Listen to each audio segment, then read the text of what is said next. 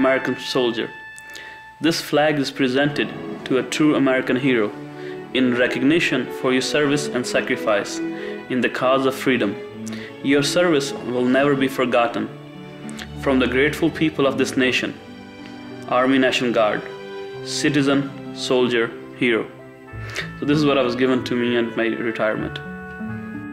My name is Mohammed Zahid Chaudhry, and I am America. Welcome, everybody, for joining us tonight.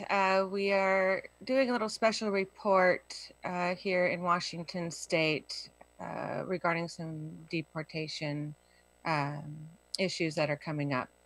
We're calling it Keep Zahid Home. Zahid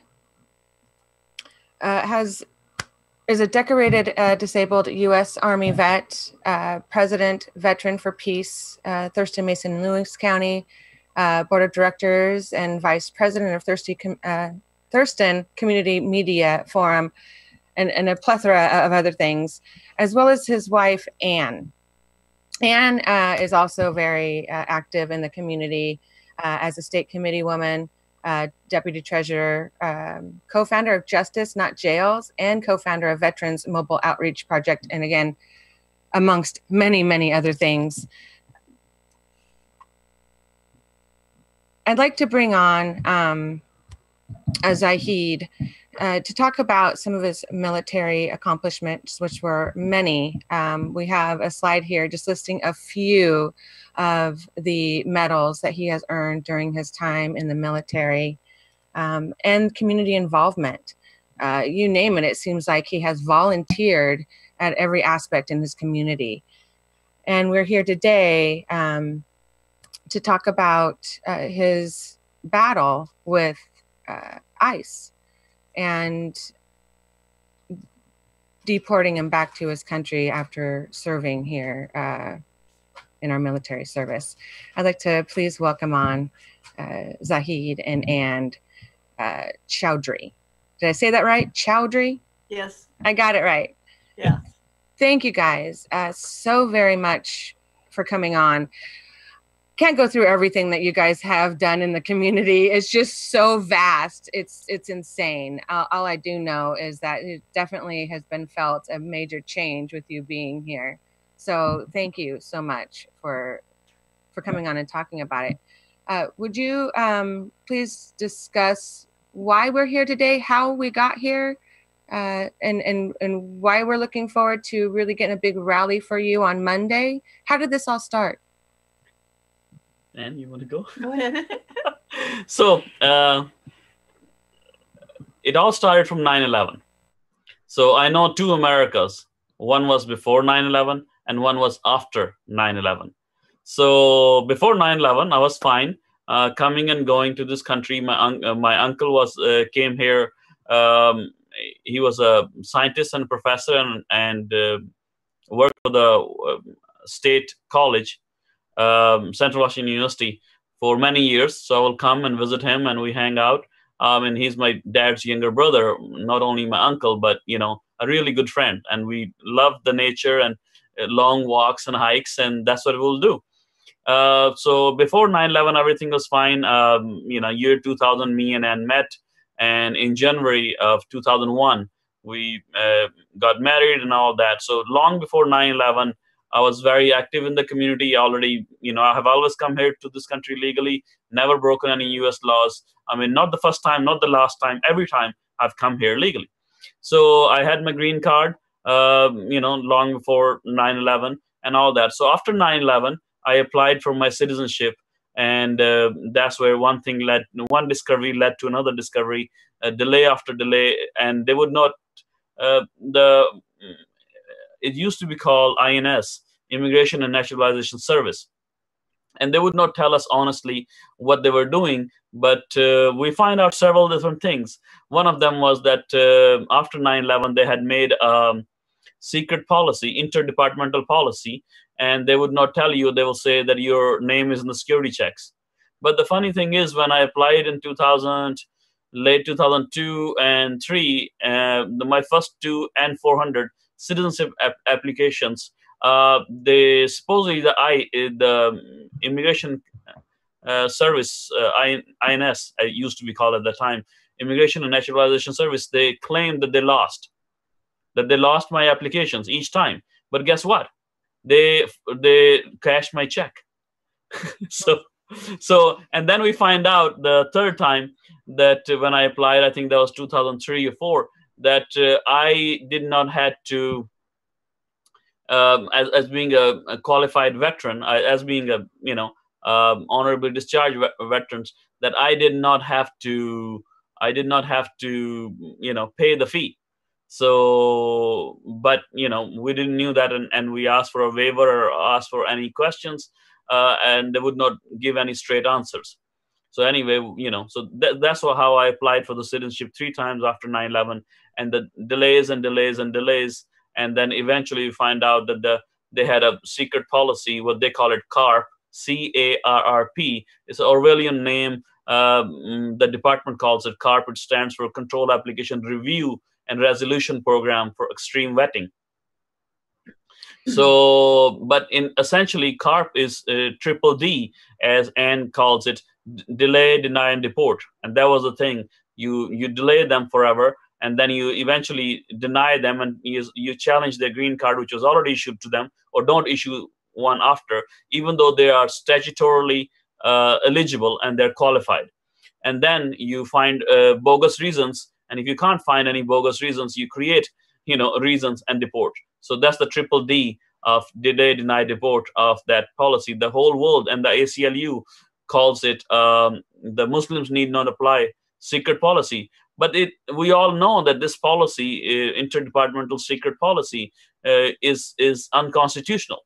Why it is unconstitutional? Only Congress can make immigration laws, but departments are only supposed to implement them. They cannot make their own secret policies and laws, and that's exactly what they have done, and circumventing by having this secret policy. But it eventually came out in FOIA reports and many other things after the interviews of those enforcement folks and FOIA requests, and then eventually they said, oh, that came from that policy. And then people said, where is the policy? How come we don't know about it?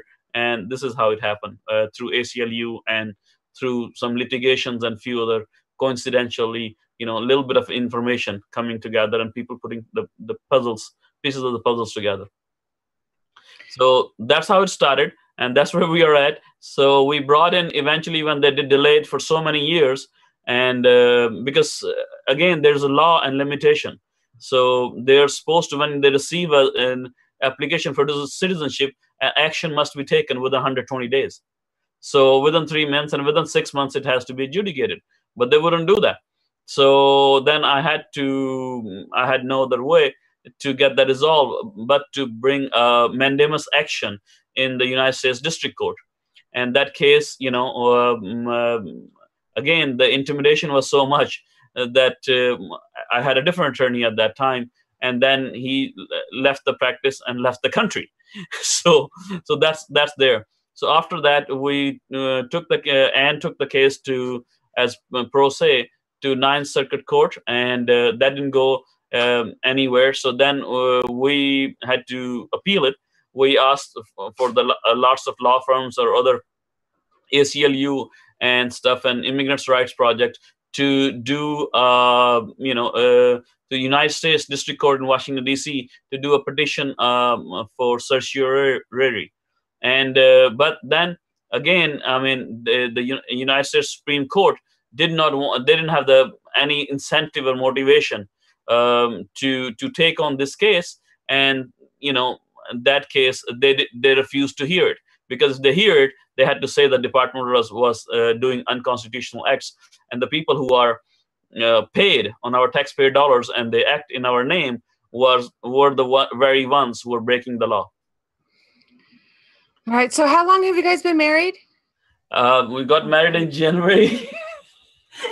We got January married 2001. So it's been 17 years. 17. Wow. Yeah. So that's a long time. So yes. very ingrained in the community. Yeah. So I know that there's been a whole lot of community support rallying behind you. And in particular, kind of behind or against how ICE has been running in Seattle, with some shady business going on. Can you talk about that? Because from what I understand, one of the original lawyers that were ICE attorneys that originally filed your case, who were not prosecuting but persecuting me. Yes. One of them was the deputy chief counsel of ICE Seattle office, which is the Seattle Immigration Court, handles the cases of Washington, Oregon, Alaska, and Idaho mostly. And the deputy chief normally does not go into the court, but he showed a lot of interest in my case. It's all about targeting of an environmental peace and justice activist like Anne and me. So he starts coming up, and at that time our attorney was Devin, and he felt so much intimidated and so much pressure that eventually he left the law firm. So this is what happened. But the government's chief ICE attorney charged with stealing immigrants' identities and privately profiting from causing suffering and tearing apart families and tearing apart communities.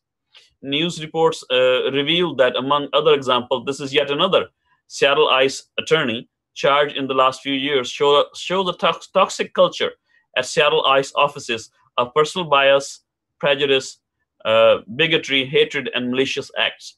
So the people, the question here is who's guarding the guards? When the news was that the Department of Homeland Security eventually released the news on the day of the Marjorie Stone and Douglas High School shooting, and it was also the Valentine's Day, so that people would not pay attention. So February 14th, 2018, the chief ICE counsel, chief ICE attorney, was resigned, and he did several things, but three broad categories.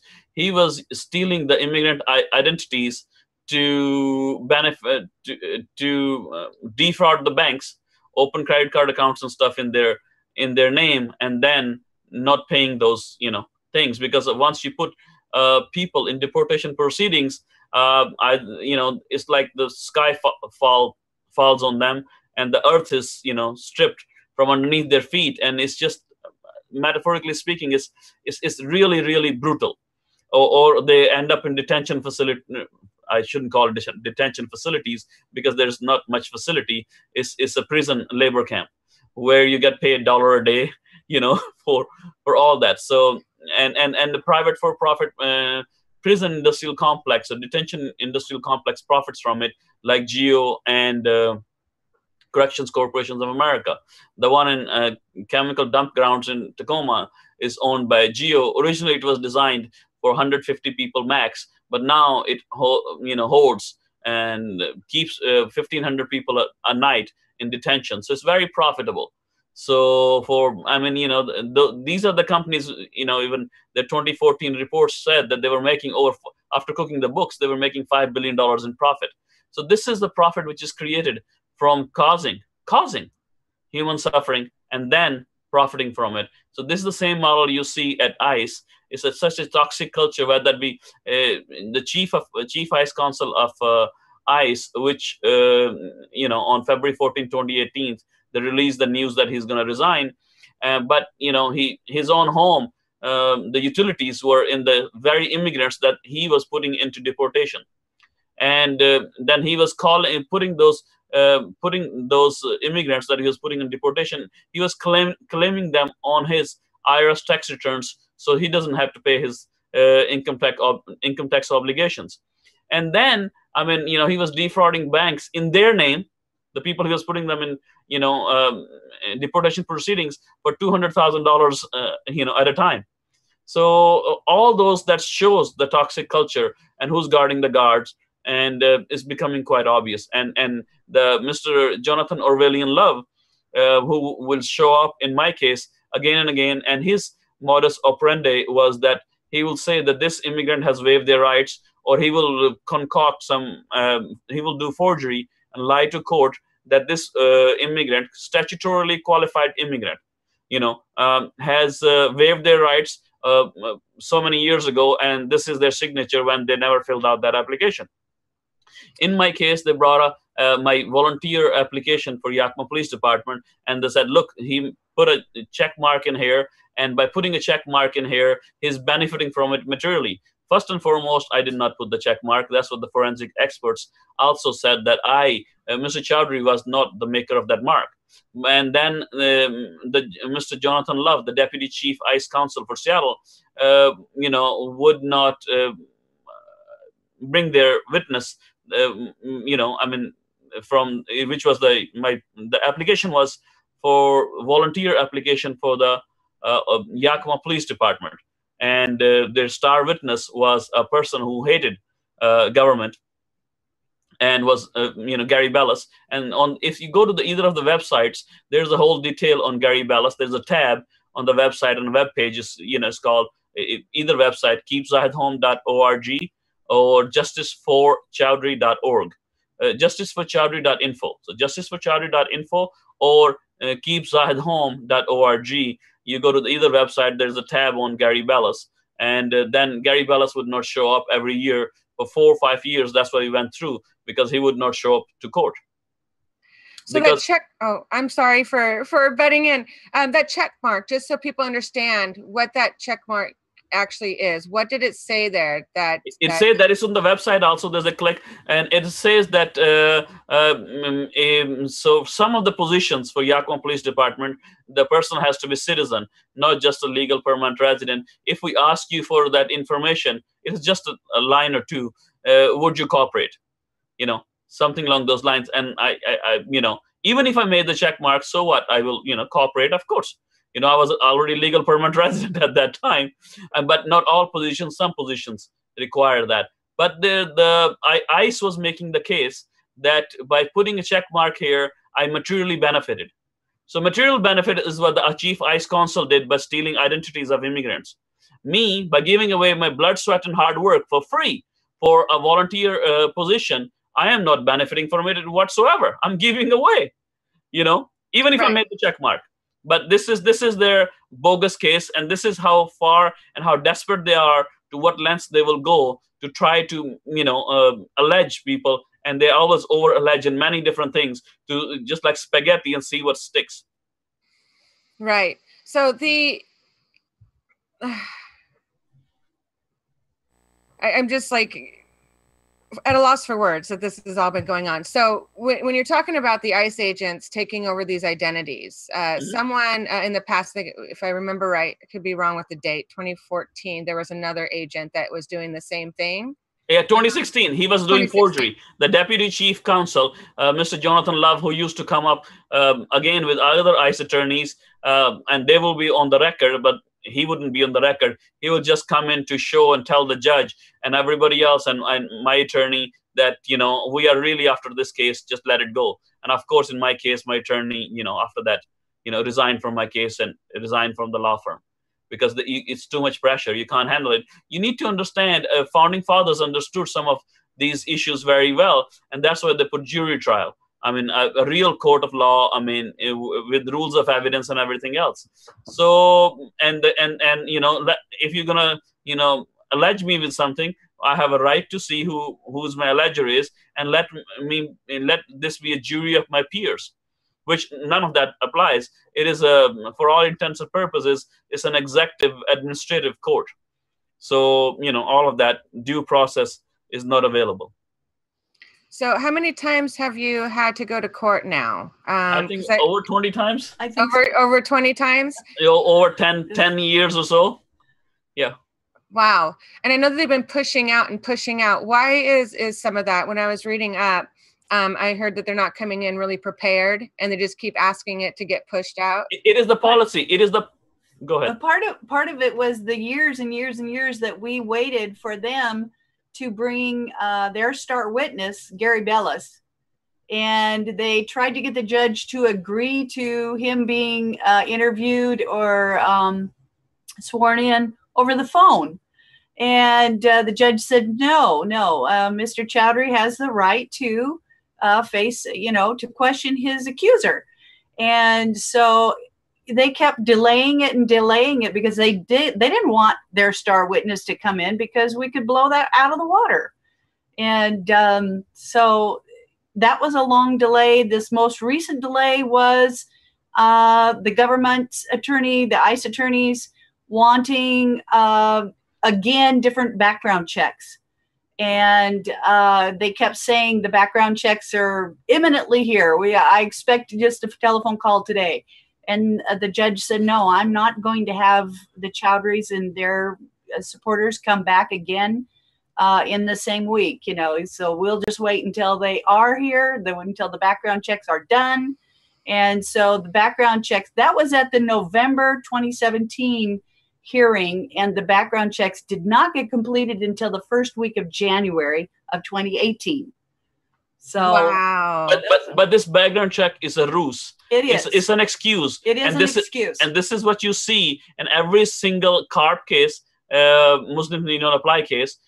CARP, they say not to give them any answers and say, oh, they're in background checks and indefinitely. So just like indefinite detention, extreme vetting, you know, all that. So it's just a ruse. It's just a big farce and a lie. Or you are in, and they knew. So that eventually the person will die. Eventually person will do something. Eventually the straw which will break the camel's back. Eventually the person will go postal. And this is what, or they will go bankrupt, or because, you know, government has unlimited money to waste fraud of abuse of taxpayer dollars, and they have unlimited attorneys, because any individual is sooner or later will run out of money and patience and all the other things, and that's what they count on, and that's what the system is designed for. I want to bring in Courtney here for a minute to see if there's any questions out in the audience, or if Courtney has anything she would like to say or ask. Well, thank you. Hello. I do have a question. There's a few questions out here. One is a question about your sunglasses. Oh. And then another question is, how long have you been going through this process? Yeah. So sunglasses is about the head injuries and my migraines. So I try to wear them as much as possible. The reason being, if I don't wear them, then I have to take a lot more migraine meds, and that makes you zombie. So I want to make every single moment that I'm alive. You know, my motto in life is love, life, and living. The 3 L's of Zahid: love, life, and living. So many of us get so much busy in this materialistic world that we are not living. You know, truly meaningful living. So that's what I want to focus on. And I want to take as little medicine, prescription medicine as possible, so that, and not being a zombie. So that's why I do all the other precautions. So that's the thing. And how long we've been going through it, it all started after 9/11, because Gary Bellis took my files after the 9/11 attacks, a few weeks after, because he wanted to go on the FBI training, which they were not letting him go, but he wanted to cause suffering. And, you know, again, the career ladder, you know, the rungs on the career ladders, each rung is fought with the suffering of human beings, that the lives they destroy, so they can keep increasing their pay. All right. Well, thank you very much. And I'll keep looking for more questions. Okay, great. Thank you, Courtney. So when we were talking earlier today, I was going to say the way that you guys look at each other, you know, still after 17 years, the love that you guys portray here, I'm sure is felt throughout your community. How has been the community with you regarding this? I see that you do have a lot of backers, but how is that really coming together? It's a lot of people want to find out what they can do to help. A lot of people throughout the communities around the state, even around the world, has written endorsements for citizenship, and those can be found on both websites under the endorsement tabs.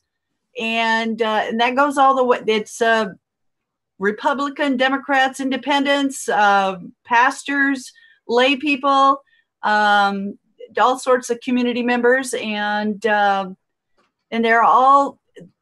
I don't think we've ever met anybody that's that's just not shocked to their toes that this is bizarre. It's bizarre, and it's been going on way too long. And one of the first couple of questions that they ask is, well, you're married to an American citizen. Why doesn't that help? And in Zahid's case, he was in the military, and President Bush had an executive order reaffirming that those that served during times of conflict would have expedited citizenship. And many of his co-soldiers did that. They got their citizenships right away. For some reason, not Zahid.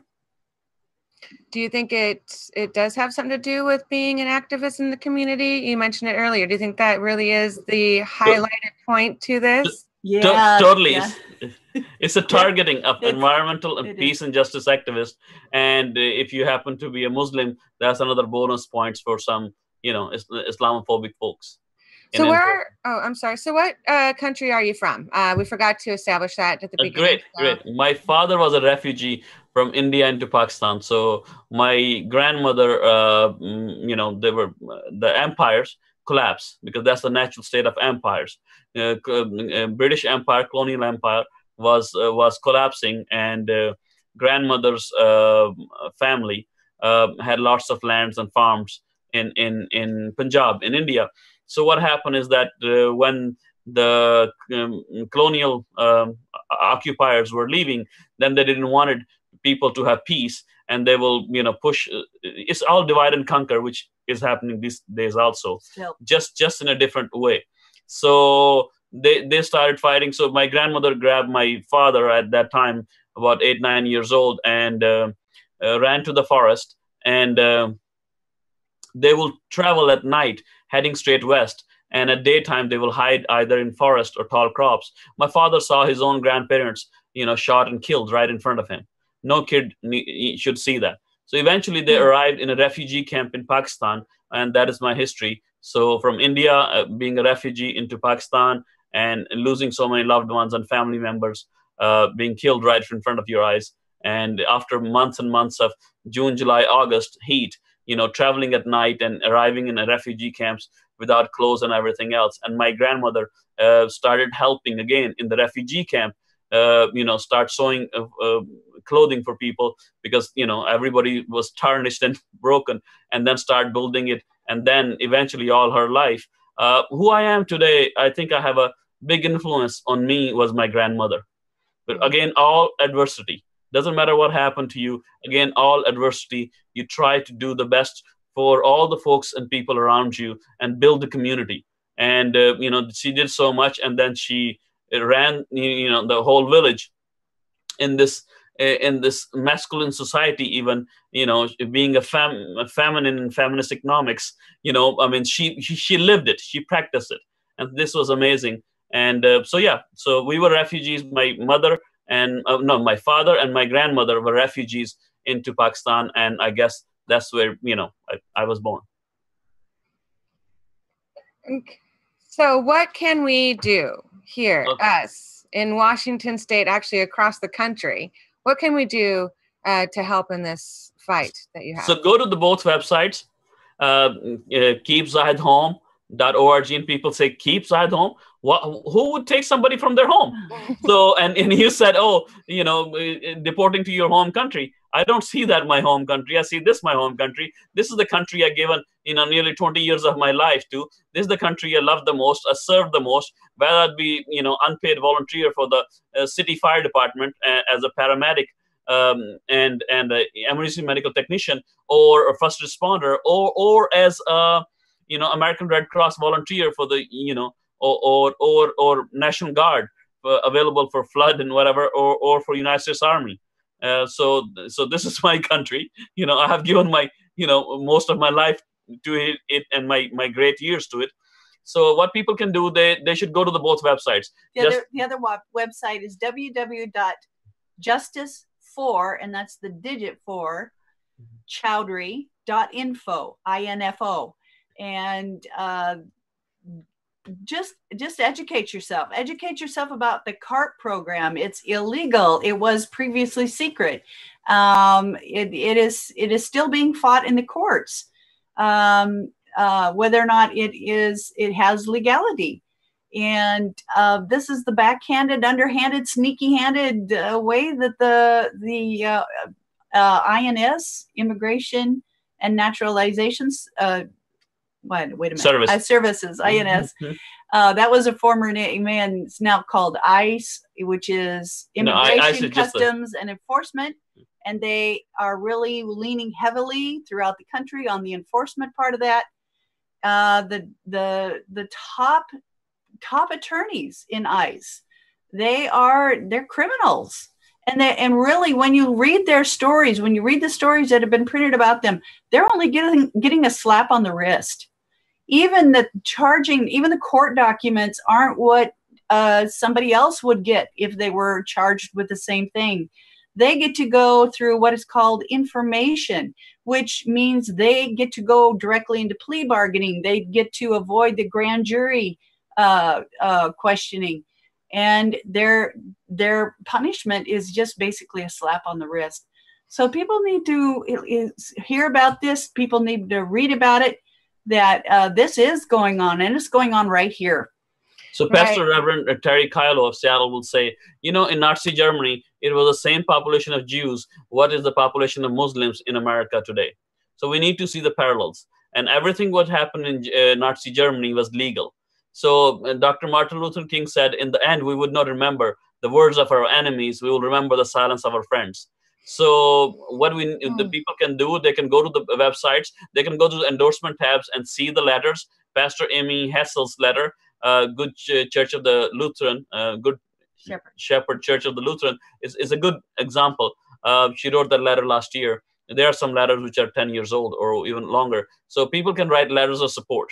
That is one thing they can do. People that can show up for solidarity and vigil at 12 on Monday, March 12th, from 12 to 12:45, 12 noon to 12:45, and that is leaving your own legacy behind. That yes, I remember that I was there for Zahid's last final hearing and for vigil and solidarity and support, so that these things end. Because as Martin Niemöller's famous poem, first they came for the trade unionists. I didn't speak up, because I wasn't trade unionist. Then they came from the this and that, and then they came from the Jews. I didn't speak up because I wasn't Jew, and then they came for me, and then now there was nobody left to speak for me. So as they say in Surge, that if you came here to help me, you're wasting both of our times. But if you think that your liberation is tied to mine, now let's organize and work together for our collective liberation and the collective, undoing the oppression that we are all suffering. Right. Thank you. I want to make sure that we point out these couple events coming up, because it's right around the corner. So on Saturday, March 10th, yes. From 7 to 9 p.m., we have Traditions Fair at Traditions Fair Trade. The address is up there. It's honoring you two for all you've done and the fight that you've been through. So go support there. But most importantly, like you said, on Monday, yes. March 12th at noon in Seattle. 12:40. Yeah, in Seattle, on the corner of 2nd and Spring Avenue, I believe, is where the rally is going to be. Yes. So the corner people get this confused with the federal building, but it is not the federal building. It's innocuous looking building, and it is right on the corner of Spring and 2nd Avenue. And the court is on the 25th floor of that building. Wonderful. So there's going to be a big rally right before, and then everybody heading up at once, I assume? Yes. In solidarity to show their support. Yes. So again, it's on the corner of 2nd and Spring. Show up at noon Monday for that.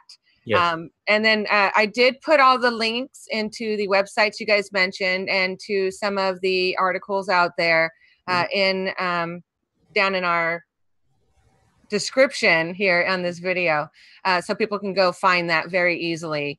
And letters, I think you're right. So it's not too late to send letters? Is that no? Just email it to us, and we'll do the best we can. And we'll do the best we can to give it to court.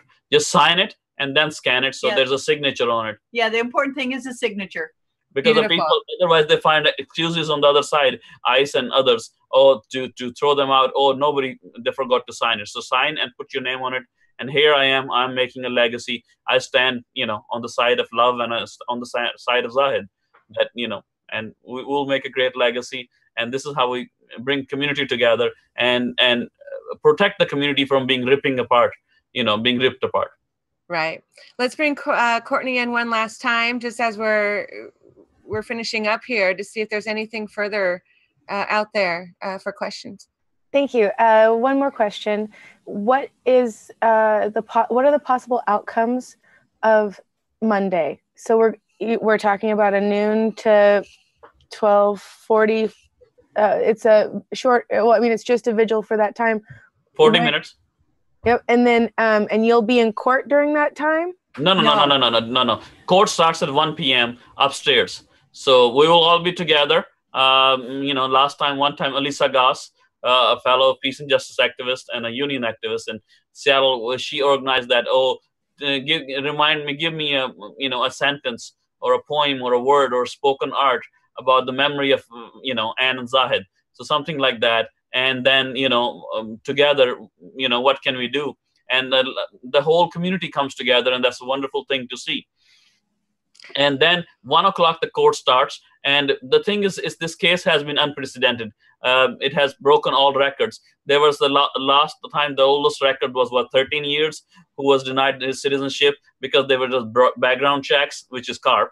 So whenever you hear background checks and the person is Muslim, it's all CARP. It's all CARP. Muslims need not apply secret policy, or known as Control Application Review and Resolution Program. So that's what it is. But the court will start 1 o'clock. Possible outcome is that they will say, sorry, we apologize, we blundered or plundered, so many taxpayer dollars, and, we apologize, and this is the reparations, and, we hope for that. But that's one possible application. When you put somebody in open air prisons for 17, 18 years, and limit, and what is the price of a human life of 2 decades? So, but reparations. So that's a good outcome. If that doesn't happen, they will say, okay, they don't acknowledge or apologize, but they say, okay, the green card you were given and everything else is okay, and we won't revoke that. That's a good application. That's, somewhat still okay. And we never know, but they could tell you, give me 30 days and say, voluntarily deport, and if you don't, we'll take you in custody and put you in detention facility. That's also, and there are some other possibilities I would rather not talk, because it's the spiritual practice of manifesting, good things and better things, and not the whole spectrum. Yes, let's only talk about the good and keep you home. Yeah. And how long do you think the hearing will last? Hopefully not too long. Maybe half an hour, 45 minutes, could be an hour, but you never know. If they throw any other monkey wrenches as they have, we could be there till 4 o'clock, which is 2 or 3 hours. All right. Well, I want to encourage people to show up for the vigil, but plan to stay until the end. Yes. Thank you guys again for taking your time out of such a busy schedule that you guys have. I really appreciate it. And I really hope that people really take a listen and get involved and understand what's going on. So thank you again. We're going to have John let us know what song he picked for our way out. Oh, no, it wasn't John. Actually, we changed it up. I forgot. Zahid, would you please introduce this song? And since you know this artist, what we're going to leave this show with? Sure, I could. Is this David Rovick's song? Yes. Oh, wow. It could be St. Patrick's Battalion. It was about the poor Irish who came to this country, and they were fighting on the side, but eventually they saw at the Mexican war that they were killing other innocent brown folks and other who were outcast, as the poor Irish were in the British gentry, upper class. It's all about class warfare. So, and then they eventually realized that, and they fought from the other side, and this was amazing. St. Patrick's Battalion. It is written and sung by, Anne's all-time favorite singer-songwriter. David Rovick. Woo! Yes, Thank indeed. you so much. You're very welcome. Together we will, survive, or separate, we will all fall apart. Right. Totally agree. Thank you. Thank you. Thank you again. My name is John Riley. I'll have your ear only a while. I left my dear home in Ireland. It was death, starvation, or exile. When I got to America, it was my duty to go. Enter the army and slog across Texas to join in the war against Mexico. And it was there in the pueblos and hillsides that I saw the mistake I had made. Part of a conquering army with the morals of a bayonet blade. And there amidst all these poor dying Catholics, screaming children, the burning stench of it all, myself and 200 Irishmen decided to rise to the call. From Dublin City to San Diego, we witnessed freedom denied. So we formed the St. Patrick Battalion and we fought on the Mexican side. We formed the St. Patrick Battalion and we fought on the Mexican side. We marched beneath the green flag of St. Patrick, emblazoned with Erin Golbra, bright with the harp and the shamrock and Libertad por la Republica. Just 50 years after Wolfe Tone, 5,000 miles away, the Yanks called us a legion of strangers, and they can talk as they may. But from Dublin City to San Diego, we witnessed freedom denied. So we formed the St. Patrick Battalion, and we fought on the Mexican side. We formed the St. Patrick Battalion, and we fought on the Mexican side. We fought them in Matamoros, where their volunteers were raping the nuns. In Monterrey and Cerro Gordo, we fought on as Ireland's sons. We were the red-headed fighters for freedom amidst these brown-skinned women and men. Side by side, we fought against tyranny, and I dare say we'd do it again. From Dublin City to San Diego, we witnessed freedom denied. So we formed the St. Patrick Battalion, and we fought on the Mexican side. We formed the St. Patrick Battalion, and we fought on the Mexican side.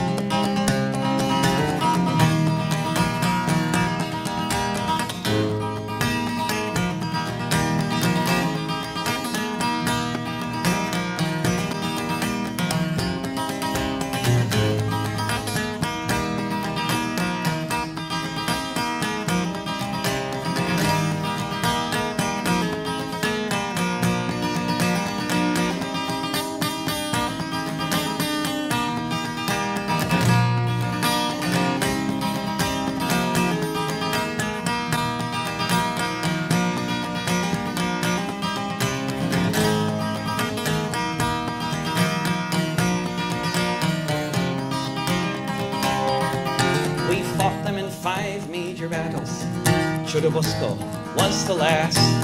Overwhelmed by the cannons from Boston, we fell after each mortar blast. Most of us died on that hillside at the service of the Mexican state. So far from our occupied homeland, we were heroes and victims of fate. From Dublin City to San Diego, we witnessed freedom denied. So we formed the St. Patrick Battalion, and we fought on the Mexican side.